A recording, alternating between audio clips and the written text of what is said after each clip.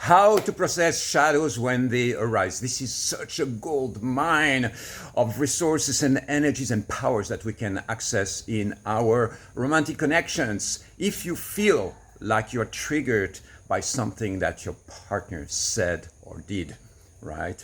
If I am triggered and I come to my partner whining and complaining, the way it's going to sound, it's a little bit me accessing my 5 or 10-year-old little kid. And on an energetic level, it's going to sound something like, and even without words, it's already irritating. It's like it's putting you in a state. If you are the receptor or receiving that energy, you go like, oh, come on, it's like you want to run away from it. And guess what's going to happen? It's going to create distance between you and your partner. So you have to be smart in the way you communicate, in the way we communicate with our partners, because depending on how we communicate, what is the style, what is the intention, what are we really saying, we are going to push them away and achieve exactly the opposite of what we want. And so what's the solution? We want to be smart. It's like, what's the intention and what is the best way to deliver this message? First thing to understand is this. It is that if I am triggered, if there is something going on in my system, there is something here, me, I am facing something. And very often it's not my partner's responsibility to fix that. If I'm facing an insecurity or a triggered or an irritation about something, then I am first responsible for the emotion that I'm facing here. So what I'm going to do in 80% of the cases, I'm going to process this emotion first by myself. In 80% of the cases, that has nothing to do with your partner. So go and process by yourself. What does it mean to process by yourself? It means that you are going to do some form of energy and emotional release technique. You are going to shake your body, you're going to scream, you are going to do something to get this energy to circulate. This doesn't mean suppressing it. It means that we are going to give it a voice. We're going to give it space. We go like, it might be a shadow emotion, and the shadow, there is no reason to shame it. We can have a shadow emotion in our field, something that is uncomfortable, something that we don't really want to look at or don't want to see, an irritation, anger, rage, something coming to the surface. We want to give it space so that it can be released. If I try to lock it, I'm creating a time bomb. Sooner or later, this thing is going to explode to the surface because it has been suppressed for too long. So here's what we want to do, right? We want to first shake and make some sound, and then sometimes engage into fire breath. For instance, this is what I do very often. It's going to be like, and what we are doing here is what we are circulating energy. Something else that you can do is touch, go and activate that, or receive a massage from somebody so that it allows for this energy to circulate through your body. Another one is start to voice or to sound it, to sound it first. So you start making some sounds. And another thing that you want to do, and this is part of a whole sequence that I call PBS MTV, presence, breath, sound, touch, movement, voice, and action. And so when I'm voicing, I'm going to say things verbally that mean something, right? For instance, if I'm frustrated about something, I go like, I'm so frustrated right now. I'm frustrated. So you start with the simple words. Why, for instance, why is this happening? Why is this happening? This is happening again. I cannot believe this is happening again. So you see that right now, I'm not in a mature place. I'm not expressing from a place which is reasoning or I need to be logical about that. No, it's like there is an emotion, I give it a voice, I give it words, and try it out. If you're triggered by something, this is completely mind shifting. Why? Because suddenly there's a part of yourself, maybe you're in a little boy or little girl who wants to say something that was always suppressed, and then suddenly you can express it out there to yourself. Okay, you're not voicing that to your partner. Again, you are doing that as a solo practice. So I'm here, I'm voicing, and then I keep on building up on the story. I cannot believe this is happening to me again. Oh, wow. here we are again. And you always do that to me, and then I can project that to eventually to the target or to the person who I feel is doing that to me. Then I can voice it. I can be, I'm so angry with you right now. I'm feeling you, and I cannot believe we are in that place again. So I let the free flow of those emotions come to the surface. I know it can look a little bit weird right now. You see me releasing there in front of you. It might not look good. It doesn't have to look good. It doesn't have to be aesthetic. Something else that you can do is hit some pillows, and you feel as you are doing that, that you are giving a certain voice or a body to this shadow emotion.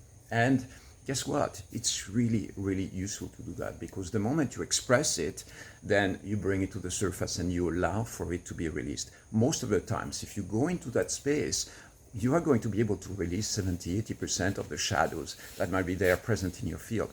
And it's very effective. It works really well. Okay. Once you do that, and it might take you, a minute, 2 minutes, it might take you half an hour. It might be a recurring thing that comes into your field every morning. For instance, when you wake up, you're back into this place of rage or anger or frustration, then you do the process again. And for instance, I've been exposed sometimes in the past to situations in my life where that was a recurring feeling for like a week or 2 weeks. So what do?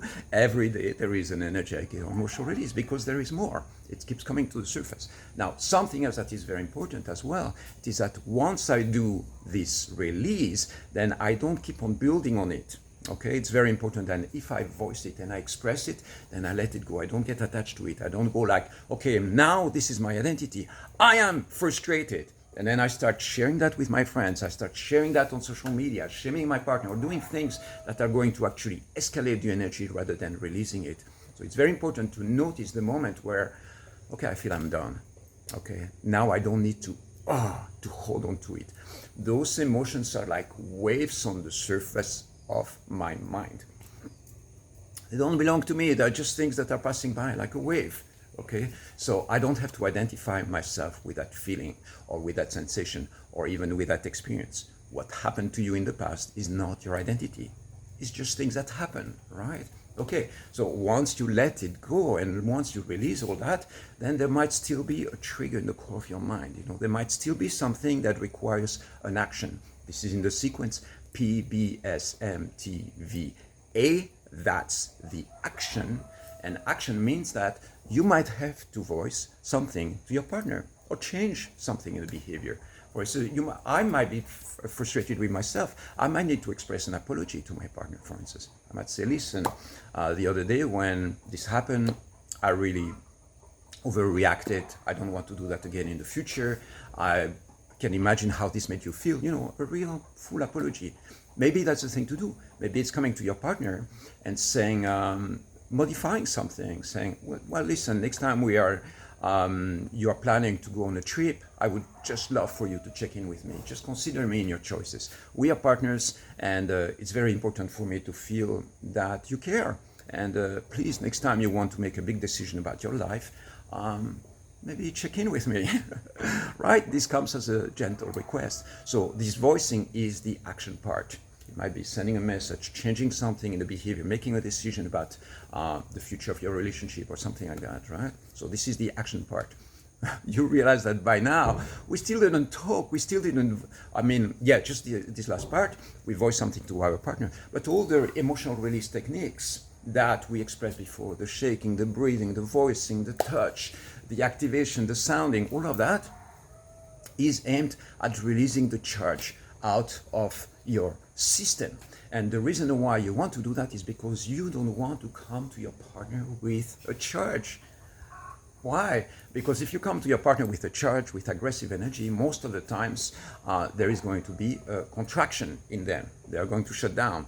You don't want to do that. You don't want to come to a place where instead of creating resonance, you create dissonance. If he shuts down or if she shuts down, they are not going to hear you. They are not going to be open. They are not going to be receptive. There is not going to be vulnerability in the space. They are going to be defensive. Oh, now you're attacking me, so I'm going to retreat, contract, fight back, and then suddenly before you know it, you're spinning into an argument, right? Into a big fight. So if there is a charge in your system, first process it by yourself. And if there is something left that requires an action, then you take action after that. Okay, all that I give you over here, it took me years to actually be able to implement that in my life. What I'm trying to give you here is really a shortcut on how to activate that in your life in an easy pathway. So I have these sequences, P, B, S, M, T, V, A. I will maybe find a way of posting it for you over here next to the video. If you have any questions on that, just send me a message. I can also send you the chart, which is really powerful to have to understand. And it's a really good way to release emotions and stuck energies before you share with your partner. Okay, I really encourage you to explore all that. Remember that when there is tension rising in your relationship, remember that if there is something that is rising in the core of your being, and you have tension and you have dissonance, this is not something that is just meant to be. You can shift the vibration, you can shift the frequency depending on how you communicate, how you master your own energetic emotional state, how you set up boundaries in the relationship.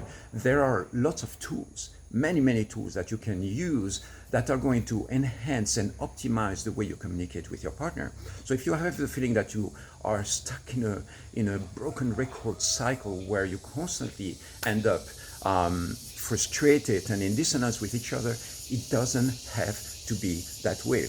Most of the times when I'm having a couple coming here and we check the coupling dynamics and the communication dynamics that are happening within that relationship, we are going to unveil very simple moments, very simple tricks that can shift the vibration to create resonance instead of dissonance. One question that I ask, for instance, if I have one of the men sharing something and expressing and voicing, I will ask him, I say, how do you think what you're sharing right now makes her feel?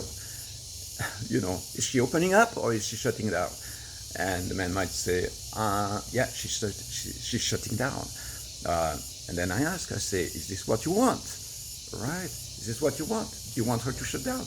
You might say no. Okay. So what else can you voice, or how can you voice your truth or what you want to say in a different way so that she can open up to it, right? So it's all very instinctual rather than following a rational pathway of sequence. It's much more like intuitively, listening to what's happening in the field and how to gently start to modifying to create the resonance and connection with your partner. Remember that the most important thing that we want when we are in a relationship is to increase connection. It is actually to increase the levels of intimacy. The reason why you want to share something or voice something to your partner, especially if you are triggered, is because you want to be heard, you want a change. And most of the times when you point out and you voice something from a charged place, most of the times it comes as a blame. It means that you are responsible for the way I'm feeling,